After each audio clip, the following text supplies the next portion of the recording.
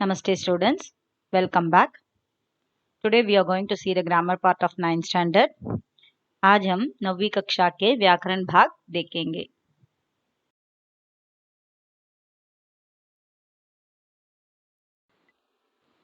Students, let us learn about the language and the grammar. First we'll learn about the language. Language, भाषा. भाषा वह साधन है जिसके द्वारा मनुष्य अपने विचार दूसरों के सामने प्रकट करता है और दूसरों के भाव और विचार ग्रहण करता है और समझता है. So language is a medium through which we communicate each other, we transfer our thoughts, our knowledge each other. और दूसरों के भाव और विचार ग्रहण करता है. Similarly, we understand even others' feelings and thoughts and we grasp that. सामान्यतः भाषा को वैचारिक आदान प्रदान का माध्यम कहा जा सकता है. In general, language is a medium through which we people are transferring our thoughts. भाषा और व्याकरण का गहरा संबंध होता है. So language and grammar, it is interrelated each other. भाषा के शुद्ध रूप का ज्ञान व्याकरण के अध्ययन से प्राप्त होता है. So only by practicing the grammar we can learn the language correctly. प्रत्येक भाषा का अपना व्याकरण होता है. Each and every language has its own grammar.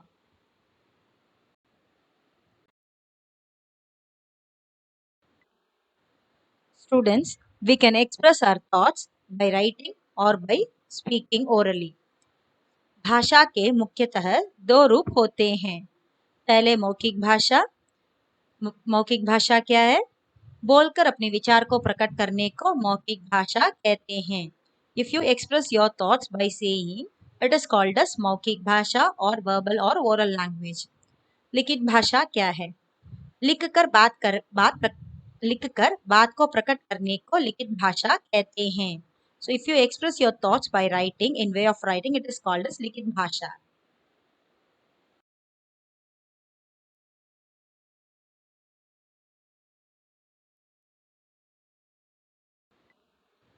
फिर से एक बार, व्याकरण क्या है?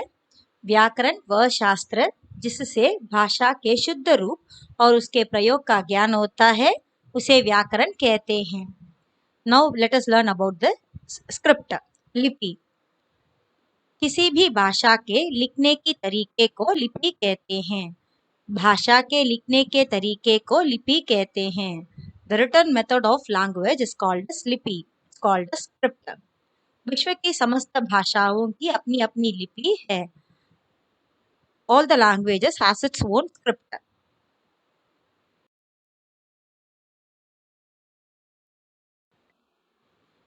Next we'll learn about ध्वनि.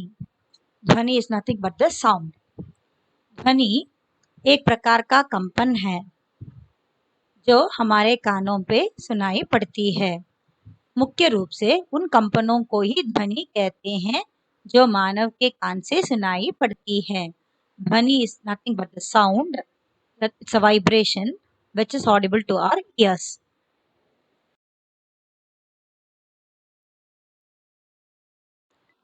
बच्चे, अभी हम वर्ण के बारे में जानेंगे. Let us learn about the letters. मौखिक ध्वनियों को लिखित रूप में प्रकट करने के लिए निश्चित किए गए चिन्हों को वर्ण कहते हैं. The sounds which we are using in our oral language to give that in written form, we are using some symbols. Those symbols are called as varna. Those symbols are called as letters. The sounds which we are using in oral language, for that we have given one symbol that is called as varna, letters. Hindi के वर्णमाला निम्न प्रकार के हैं. पहला है स्वर और व्यंजन. दूसरा है व्यंजन. स्वर के अंतर्गत ह्रस्व और दीर्घ प्रभेद हैं. सो स्वर का मतलब है वोवेल्स और व्यंजन का मतलब क्या होता है? कॉन्सोनेंट्स. सो स्वर, ह्रस्व स्वर, पहले ह्रस्व स्वर को देखेंगे which is short sounded vowel. So अ, इ, उ, र, ये चार तो ह्रस्व स्वर कहते हैं. दीर्घ, आ, ई, उ, ये, आई, ओ, औ, ये 7 वर्ण दीर्घ स्वर कहलाते हैं. व्यंजन के निम्न प्रकार हैं। पहले स्पर्श व्यंजन, अंतस्थ व्यंजन, ऊष्म व्यंजन, आघत और संयुक्त व्यंजन।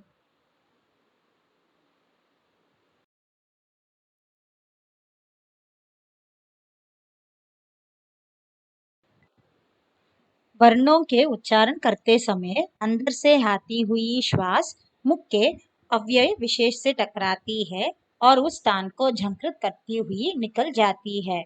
When we inhale the air is going inside our mouth parts and it is coming as a sound. It is getting dashed in our mouth parts and comes as a sound.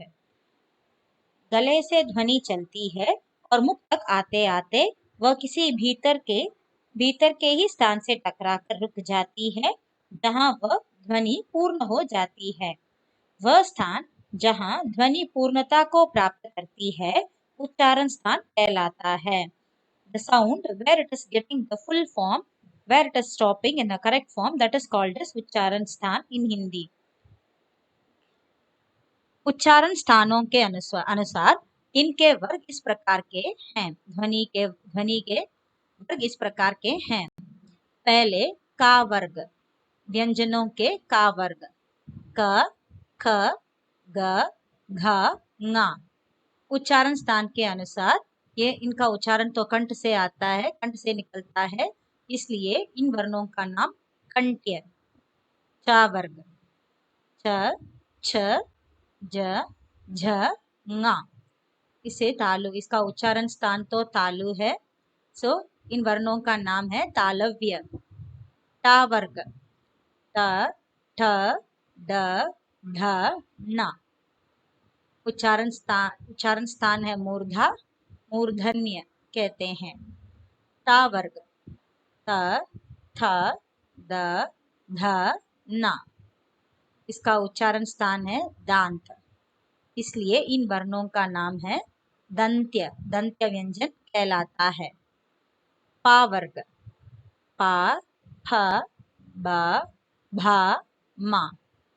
ओष्ठ, उच्चारण स्थान है ओष्ठ, इसलिए ओष्ठ्य व्यंजन कहलाता है। ङ, न, न, न, म। व्यंजन वर्णों का उच्चारण नासिका के साथ साथ क्रमशः कंठ, तालु, मूर्धा, दांत, ओष्ठ के स्पर्श से होता है। इन्हें नासिक्य व्यंजन भी कहते हैं।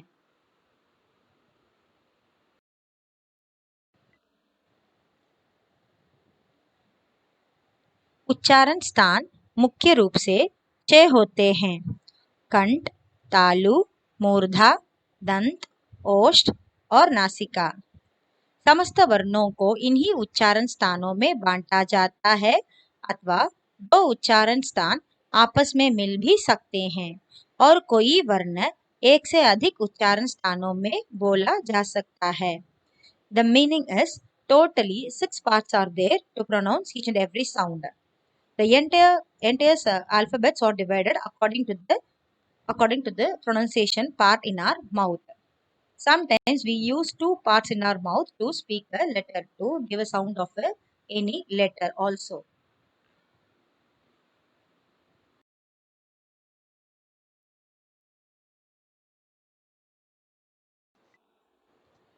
बच्चे, अब हम अनुस्वार और अनुनासिक के बारे में, अनुनासिक शब्दों के बारे में जानेंगे। Let us learn about अनुस्वार और अनुनासिक।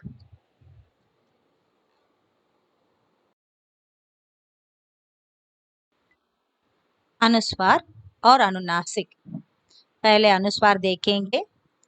बिंदु या चंद्रबिंदु को हिंदी में अनुस्वार और अनुनासिक कहा जाता है। We are placing the dot and sometimes we are placing even chandra and bindu. That is called as anuswar and anunasik respectively. अनुस्वार स्वर के बाद आने वाला व्यंजन है। अनुस्वार is totally a consonant letter. It is, even though it is a swar, but it is purely व्यंजन।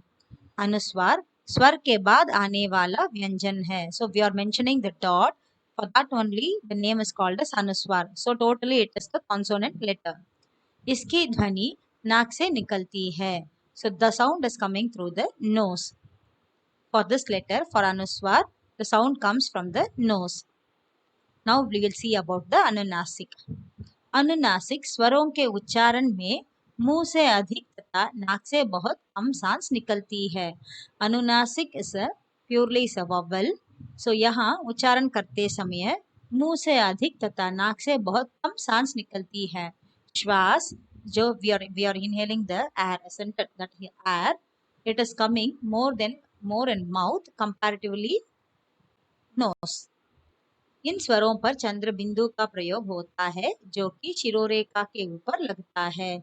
So to represent this anuswar and anunasik, we are keeping the dot or we are writing chandra bindu above the shirorekha, above the line we are using in Hindi.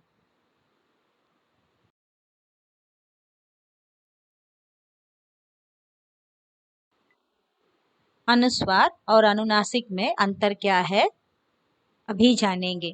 The difference between अनुस्वार and अनुनासिक, let us learn. अनुस्वार मूलतः अनुनासिक व्यंजन का मात्रा रूप है.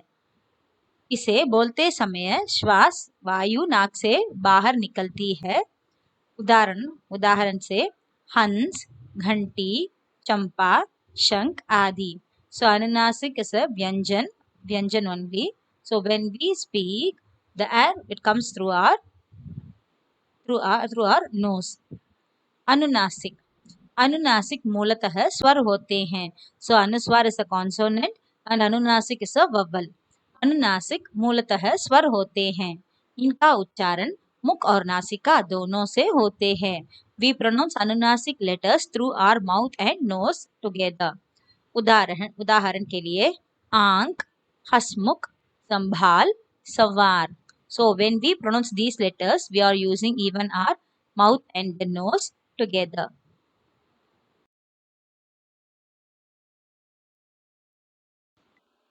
बच्चे अब हम पंचमाक्षर के बारे में जानेंगे. पंचम वर्ण. प्रत्येक वर्ग के पांचवा वर्ण पंचमाक्षर कहा जाता है. पंचम वर्ण कहा जाता है. In each and every group, the fifth letter is called as the पंचम वर्ण. For example, का वर्ग का पांचवा वर्ण है ङ. उसे पंचमाक्षर वर्ण पंचम वर्ण कहते हैं. चा वर्ग में ङ पंचम वर्ण कहते हैं. टा वर्ग का ना पंचम वर्ण होता है. पा वर्ग में मा उस वर्ग का पंचमाक्षर पंचम वर्ण कहा जाता है.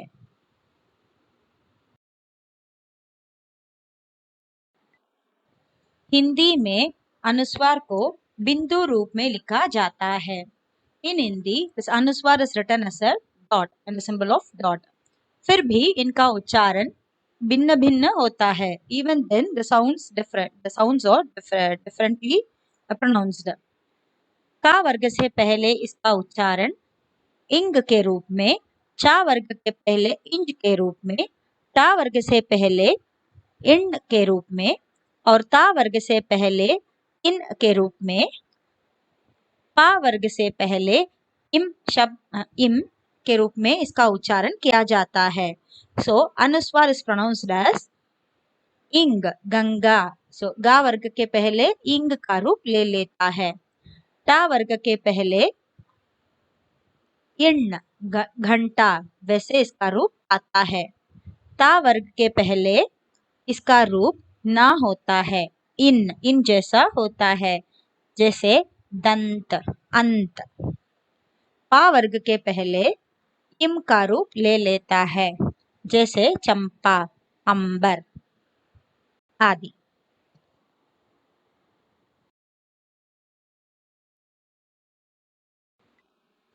अनुनासिक और अनुस्वार में अंतर.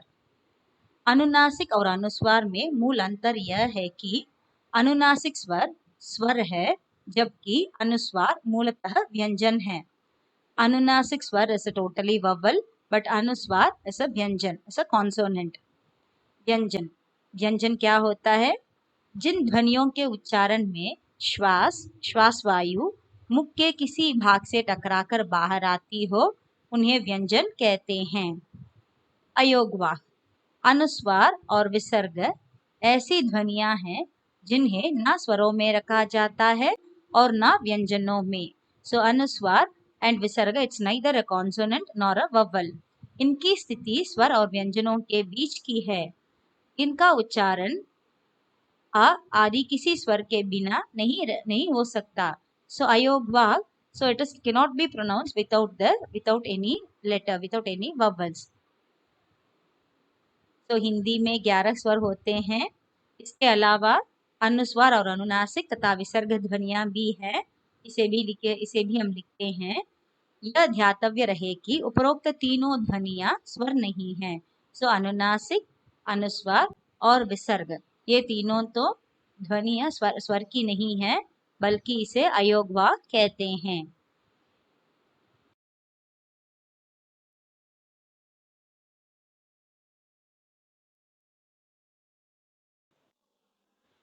Students, now we will learn more about अनुस्वार और अनुनासिक. अनुस्वार. अनुस्वार स्वर के बाद आने वाला व्यंजन है. So अनुस्वार is a consonant which comes after the vowel. इसकी ध्वनि नाक से निकलती है. The sound, we are giving this sound, we are pronouncing this sound through our nose.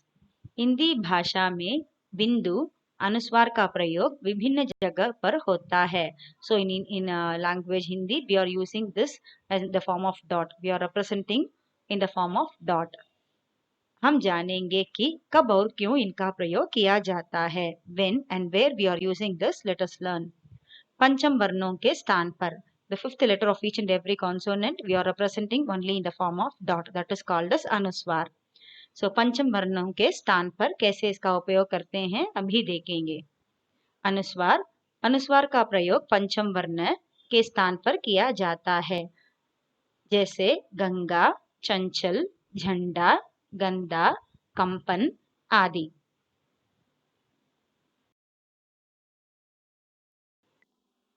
अनुस्वार को पंचम वर्ण में बदलने का नियम. Let us learn the rules of this. अनुस्वार के चिन्ह के प्रयोग के बाद आने वाला वर्ण का वर्ग, चा वर्ग, टा वर्ग, ता वर्ग और पा वर्ग में जिस वर्ग से संबंधित होता है, अनुस्वार उसी वर्ग के पंचम वर्ण के लिए प्रयुक्त होता है. Already we have discussed that each and every group of letter, for the fifth letter we are representing the dot. नियम. यदि पंचमाक्षर के बाद किसी अन्य वर्ग का कोई वर्ण आए तो पंचमाक्षर अनुस्वार के रूप में परिवर्तन नहीं होगा. Now we will learn when we are not using anuswar, we are not representing in the form of dot. Instead of that, we are writing the semiconsonants. So यदि पंचमाक्षर के बाद किसी अन्य वर्ण except this fifth letter, any other letters are coming means there we won't use anuswar. Example, अन्य, चिन्मय, उन्मुख आदि शब्द ऐसे नहीं लिखा जाता. पंचम वर्ण यदि द्वित्व रूप में दोबारा आए तो पंचम वर्ण अनुस्वार में परिवर्तित नहीं होगा. So the fifth letter we won't represent in the form of dot if it comes twice. द्वित्व व्यंजन कहते हैं उसे. For example, प्रसन्न, अन्न, सम्मेलन, etc. There we won't represent in the form of dot. वहां तो द्वित्व व्यंजन ऐसे लिखा जाता है. तीसरा नियम. जिन शब्दों में अनुस्वार के बाद या, रा, ला, वा, हा आए तो वहां अनुस्वार अपने मूल रूप में ही रहता है. यहाँ भी हम डॉट के रूप में रिप्रेजेंट नहीं करते हैं अनुस्वार को, वहां ऐसे मूल रूप में ही रहता है. यदि या, रा, ला, वा अंतस्थ व्यंजन, शा, श, सा, हा ऊष्म व्यंजन से पहले आने वाले अनुस्वार में बिंदु के रूप का ही प्रयोग किया जाता है, क्योंकि ये व्यंजन किसी वर्ग में सम्मिलित नहीं है, जैसे संशय, संयम आदि. यहाँ अनुस्वार के रूप में ही प्रयोग करते हैं, सेमी कॉन्सोनेंट्स नहीं लिखते हैं, अर्ध व्यंजन नहीं लिखते हैं इधर.